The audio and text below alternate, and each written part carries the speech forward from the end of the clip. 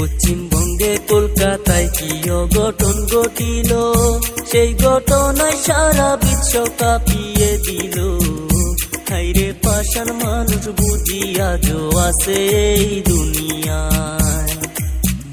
তার ঘটনা শুনলে কলজা পাইটা যায়। 18 জন মানুষ মিলে একলা তারে দর্শন কইরা যায়। একলা ঘরে শিকার হয়ে কান্দে হায়রে হায়।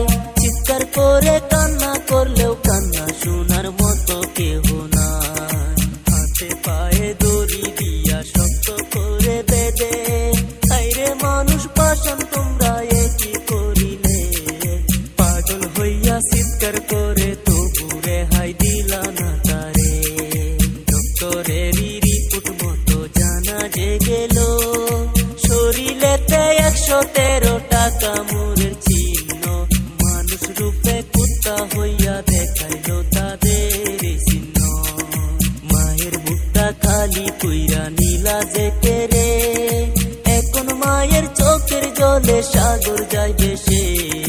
কেঁদে কেঁদে বলে মায়ে কি দুষ করেছিল আমার মেয়ে। ডক্টরেরই রিপোর্ট মতে আরো জানা গেল, 150 গ্রাম বীর্য নাকি আরো উদ্ধার হইল। আরো কি কি জানার বাকি, আসেন সবাই মিলা একটু শুনি। গরিব ঘরের মেয়ে